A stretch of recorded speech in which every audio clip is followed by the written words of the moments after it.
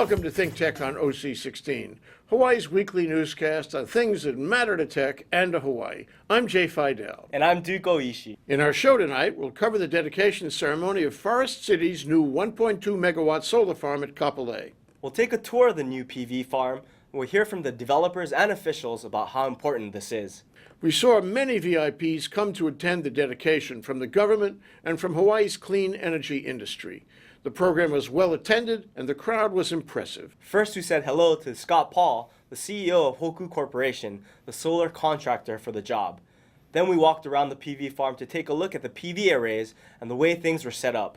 Ryan McCauley was our guide. So today, Forest City is dedicating its 1.2 megawatt solar farm here in Kapolei. And Hoku Solar was very proud to work with Forest City and the James Campbell Company to bring this project to life. This project is very unique in that it's a Cinderella story for this piece of property. This property here is actually an environmentally controlled area. It used to be it's a regulated pile of heavy metals that are covered by asphalt, can't be developed for any other purpose. The EPA and the Hawaii Department of Health are monitoring this land. So the James Campbell Company was unable to develop it, and they were able to work with Forest City to turn this brownfield into a greenfield by generating clean solar power right here in Kapolei. So what does this mean to Hoku? This is the largest project that Hoku has completed to date at over a megawatt.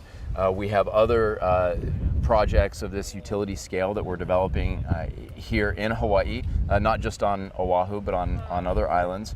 We've talked about a project we're working on with D.R. Horton for their Ho'opili development over on the Ewa Plain, which would be a 5 megawatt grid-connected project, similar to this, but about 5 times the size.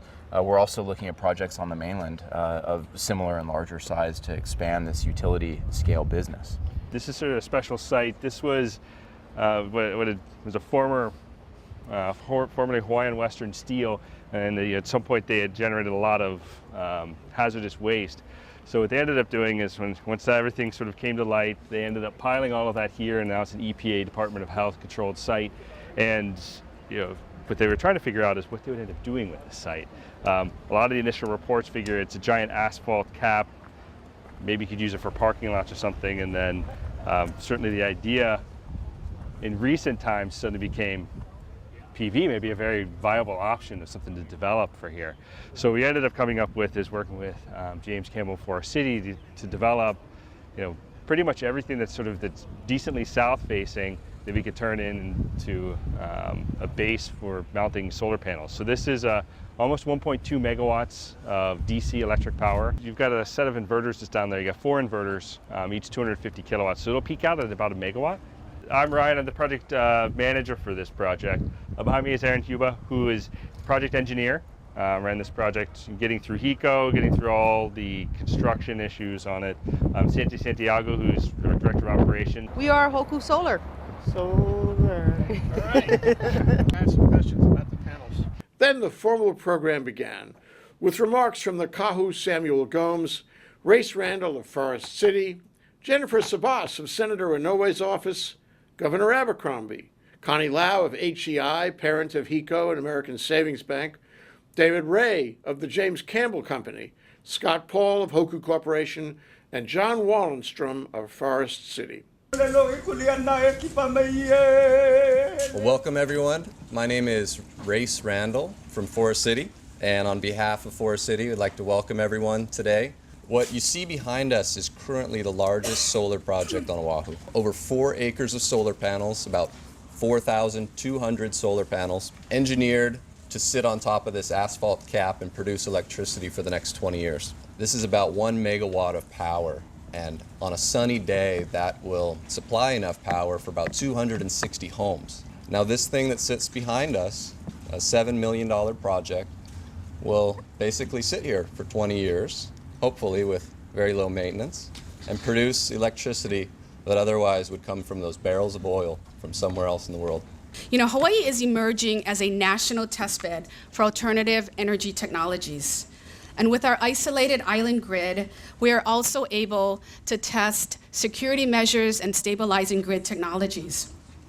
And these are important not only for Hawaii, but for the U.S. Departments of Energy and Defense, who to this day or today are investing between $35 and $40 million a year in Hawaii to test a series of technologies important to the nation and the globe.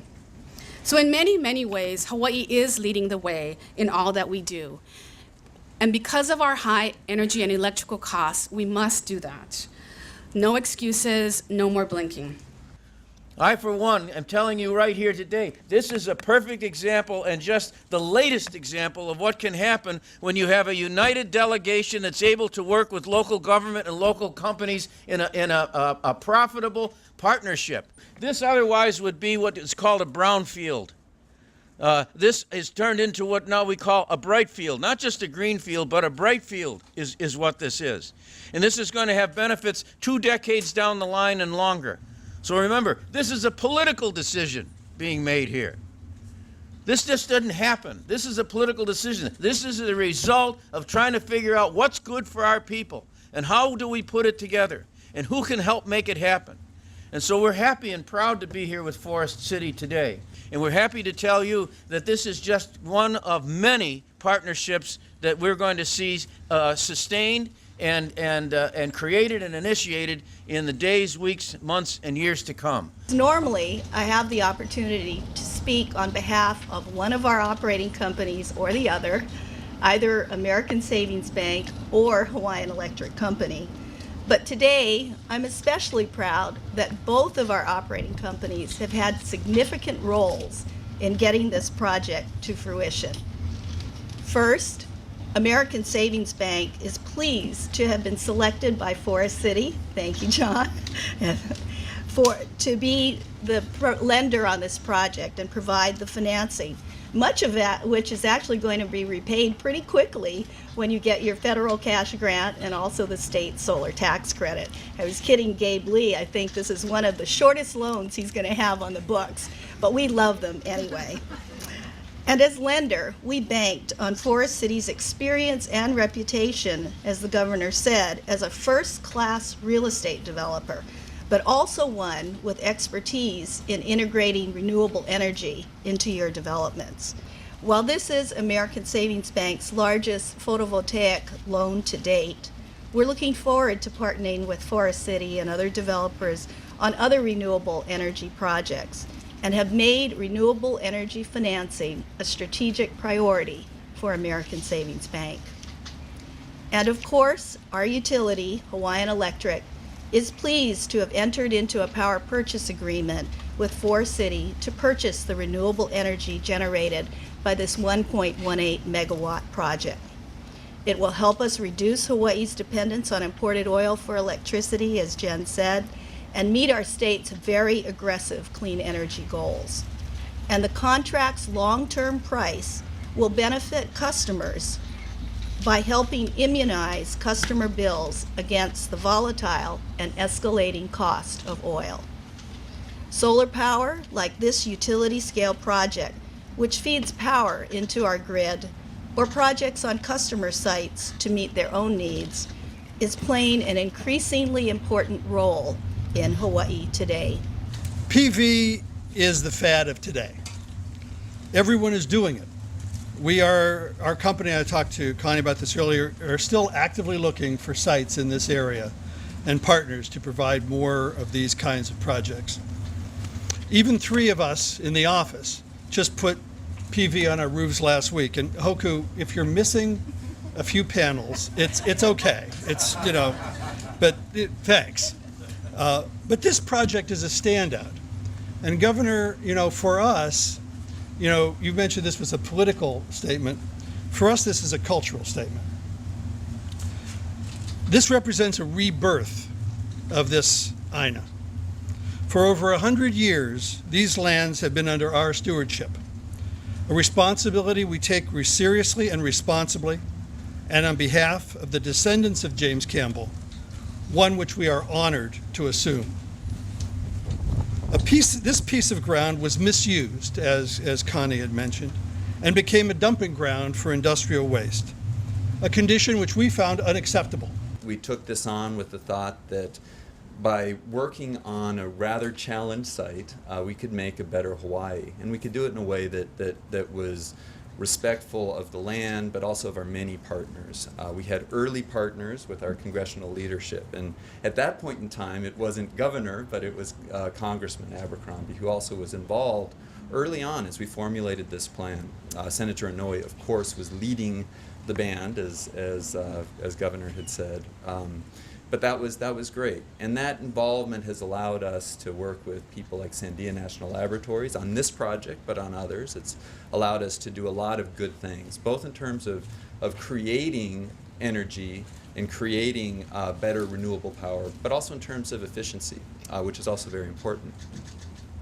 So those were our early partners.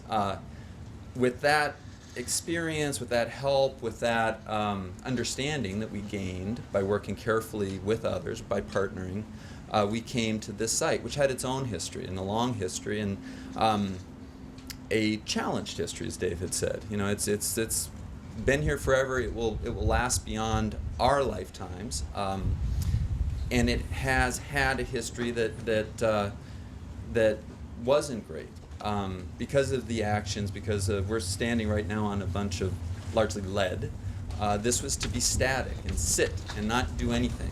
So we've worked carefully with Campbell, we've worked carefully with a lot of people to take this static thing and to turn it into something that's productive. So it is a bright field now, whereas before it was just something that was going to be here, not producing jobs, not producing intellectual capacity in the state, not producing or not offsetting oil that we're bringing in. So that's neat. That's a great story.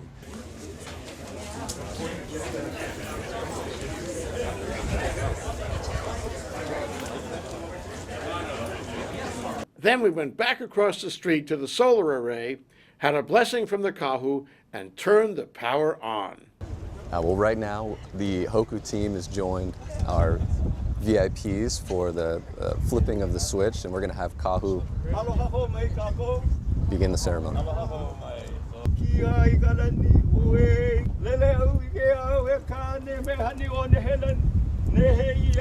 The sun is hitting these panels. Transformation's occurring. It's turning into electricity, and it travels on cables underneath the panels over to a group of inverters, which are the big tan boxes over on the southwest side of the project. At that point, it gets turned into electricity that can be used by homes and businesses in the area, and it heads out on power lines down the street to the rest of Kapolei. This project took about 2 years to complete, from start to completion. We started in January of 2010. One of the key issues with this site is that you can't penetrate the cap. You can't poke anything into this asphalt. So what we had to do was the engineers from Hoku designed these concrete blocks, and they're specifically designed to be a certain weight so that when we mount all these panels to those blocks and the wind blows during a hurricane, they won't move. So the first thing they did was they fabricated all of these concrete blocks, placed them all over the site, and then came in with an engineered aluminum space frame. Put that across all of the blocks as the foundation, and then meanwhile a crew was fabricating these panels in an assembly line. And so as soon as the rack was in place, they would march along and put up these sets of panels, which makes for a very quick process. Because once you get the foundation down and you get the racks up, it's literally just a matter of installing blocks. There's a couple of screws, and that's it. Once that was done, they take all the cables, they snap them all together, and then they plug them into the inverters. And that's basically it on the construction side. The really complicated engineering is involved with how to convert the sunlight's electricity into something that can be used in Kapolei, in Hawaii, on our small grid. We have actually 6 more of these. This is the only one that's on a regulated waste pile, but we're not afraid of those. I mean, that's kind of one of the reasons we wanted to do this, was to try and see if we could figure out how to deal with the liabilities and the concerns so that we could create something on a site that is basically useless. Because there are a lot of these in Hawaii, unfortunately, and these kind of sites. So if we, either us or someone else, would be happy to see these start to go on brownfields all across Hawaii. And then if there is eventually a use for that land other than solar, with this, all you do is pick it up and move it off. you leave no trace, and that's kind of the idea. So you could take this same system and put it out on an unused or a fallow field somewhere, and you wouldn't actually have to change anything. You'd literally just pick it up, put it on trucks, and take it over there and drop it, and then connect it over there. It's very modular, easy to install, and we're glad to have figured it out because now we can start to deploy this everywhere. You know, Jay, we have a very aggressive, the Hawaii Clean Energy Initiative, 70% by the year 2030. Every single PV panel we can get up, every wind turbine we can get blowing, get that geothermal energy going, it all counts. And so that's why I'm just happy to be here, not only because it's in my district, but anytime I see 4,000 solar panels all in one place, it makes me smile. When's the next one? Where's your next one? We have a couple more. We do have a couple more. They're in the pipeline. It's still a little early to talk about, but what's interesting, and we're developers and do large projects, once you get it put together, it's actually nice. They go fast. Instant gratification in comparison to building a building or those sorts of things. Yeah. So this project, we were able to work long and hard to get all of our approvals and work with HECO, but once that was done, it only took us about 2 months to build, which is really neat, really fun for guys like me who get involved in projects that take quite a bit longer. So now we can do it all over the place. Now we should, and we should be doing it all over the place, and I think we are. So Forest City will continue to do that. We're out here ready to do more. As Dave Ray said, it really is restoring and rebirthing the Ina, because this was used as an industrial waste disposal site, Jay. I mean, you know, that's pretty bad. You can't desecrate the land much more than that. And to turn that brownfield now into this bright field with all these wonderful solar panels is just really exciting. And it really does feel good that we can work together as a community to get Hawaii off of oil. The project cost something close to $8 million and was remarkable in the sense that it turned a brownfield, that is, a field loaded with hazardous waste, into a bright field, which generates power for the utility and the community. The project is an encouraging statement of the progress of renewable energy in Hawaii. It's the largest PV farm in Oahu, and it's a win-win-win for the developers, the utility, and the ratepayers. This is the kind of project that can and should be repeated many times over, all over the islands.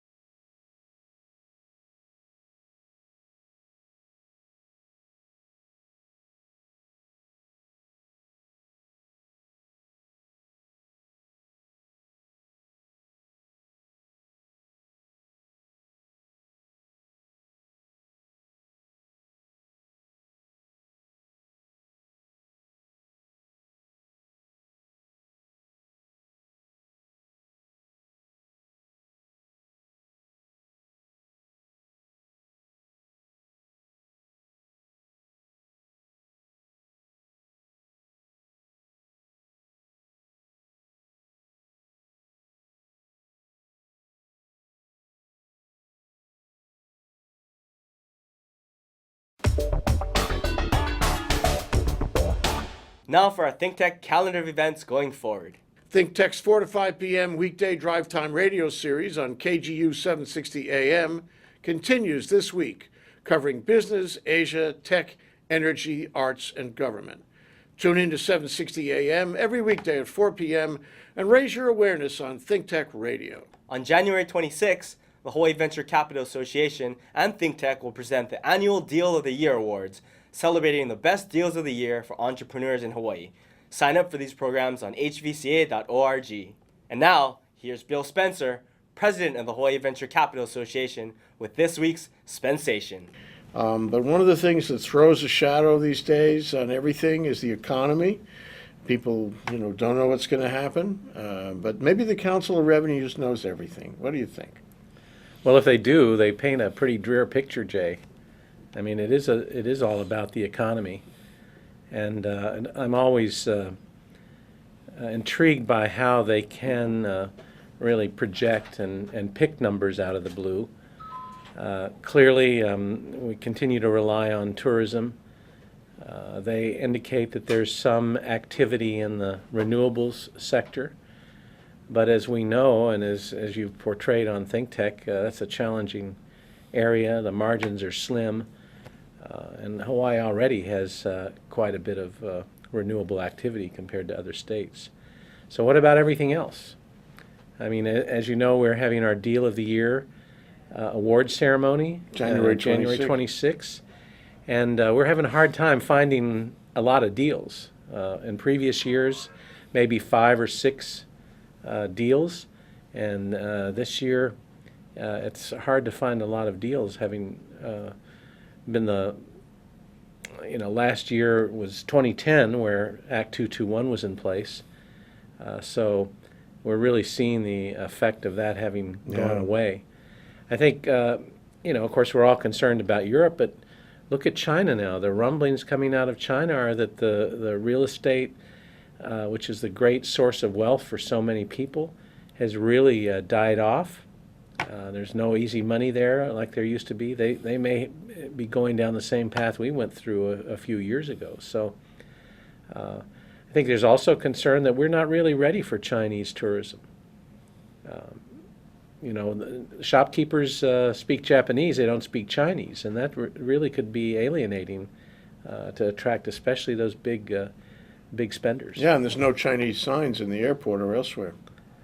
So, I think we got to keep focusing on the economy. We got to keep focusing on diversification. We can't let that slip by. And hopefully the Council on Revenues' crystal ball is not as clear as they'd like us all to believe, but we'll find out. Yeah. Well, last year was not a great year for the economy. And this year, frankly, I know we're only 1 week in, but it seems to me that it's a little slow. I don't feel that kind of energy around that, speaks of a, ramp up or anything. And I think the Council of Revenues is probably thinking in terms of the old economy, not the new one. And the price we will pay for the loss of momentum in technology or diversification will be very substantial. Now's the time. It's not too late, but gee whiz, one of these days it will be too late. Got to keep focused on it. Yeah, thanks, Bill. You're Happy welcome. New Year, Happy Bill. New Year. Shinyan Kwaila. And here's our co-working entrepreneurs, Richung Fujihira and Tony Stanford, to keep us current on their latest adventures at the Box Jelly. Jelly Week is coming, it's near, and it's close. Jelly Week, worldwide # Jelly Week. So basically what it is it's a group of jellies, so co-working meetups that are going to be global, and we're the ambassadors for Hawaii, and we're the only ones in the middle of the Pacific doing it, and we're really looking forward to bringing in a lot of people. Basically the idea is just to get people in the door from a business standpoint, seeing what we do, and then signing them up with our membership program, which we're really changing, and we're doing something that we haven't seen anywhere else. We're changing the prices, and I'll go a little bit into that a little bit later. So just to tell you a quick overview about the things that we're doing during Jelly Week. On Monday, we're going to have Bill Spencer from Hawaii Venture Capital Association. He's going to be speaking, and we're going to be having him speak with a young entrepreneur. So we're going to have a juxtaposition of two different Yin and styles. yang style. Yeah, yin and yang style. It's going to be good for Martin Luther King Day. Good for the globe. Worldwide Jelly Week. The next day, we're going to be having a mixer with organic clothing, and they're going to be having an acoustic guitar session. The third day is a private party. On Thursday, we're going to be having High Capacity Makerspace, having an open house. And then Friday, we're going to be opening it up to our community, just hang out and chill and talk story. So this starts on the 16th, and it continues on through the whole working week. So from 10 to 6, it will be open to the public to come down and really get their jelly on. Yes. If you want to have more information, check out boxjelly.com. We're redesigning the site. We're going to be launching it for Jelly Week, so we're super excited about that. We've been working on it for a couple weeks now. It's going to be great. So we're redesigning everything from the front end to the back end. The system, we're launching a brand new system that will everything from the plans to the website. And so with the plans, we're moving away from the concept of time. Everything will be unlimited access to us. And that's one of the key things that we haven't seen done yet. Yeah, I think what we do is we were drawing from a 24-hour fitness model and seeing how they do theirs, and they're also a membership model, and we're going to see if it works for co-working. I haven't seen it tried yet with any co-working spaces that I've checked out in the world, so we'll let you. We also had Clever Dog come down from LA to talk to us, and we teamed up with them as a new sister co-working, and we asked them about this, and they loved the concept also. So it's definitely something that hasn't been done before. Yeah, our relationship with Clever Dog is really interesting because they're also a 6-month-old co-working space. So we're in the same time frame, so it's a perfect match for us. It's great to see other people going through the same learning curves as we are. It gives hope. So with Hassan leaving, we're basically automating a lot of the things we're doing. We're getting ready for Jelly Week, so please check us out. boxjelly.com, like us on Facebook, and work the way you live. Place to work. Place to meet. Place to build. Work the way you live. Work the way you live. Thank you. Thanks. We'll be right back to wrap up this week's edition of ThinkTech. But first, we want to thank our underwriters. Thanks to the Scheidler Family Foundation, which supports a number of educational, cultural, and charitable organizations, including ThinkTech. Hawaiian Electric Company and its affiliates Miko on Maui and Helco on the Big Island are deeply committed to the communities they serve. Galen Ho is a senior executive of BAE Systems, a global defense, security, and aerospace company, and CEO of CBI Polymers, a tech company in Hawaii. Oceanit, another local tech company, is one of Hawaii's largest and most diversified science and engineering companies. Don't forget ThinkTech. Help us out by making a contribution on thinktechhawaii.com. It'll help us with all the things we do to raise public awareness about tech, energy, diversification, and globalism in Hawaii. Thank you so much.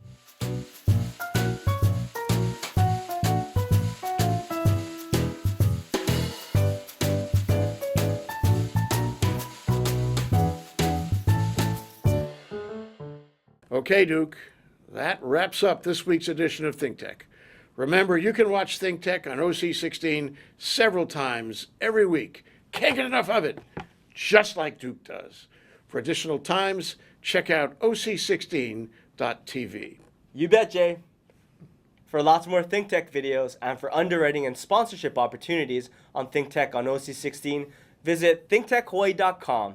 Be a sponsor or volunteer and help us reach Hawaii. I'm Jay Fidell. Thanks for joining us on ThinkTech. I'm Duke Oishi. Aloha, everyone.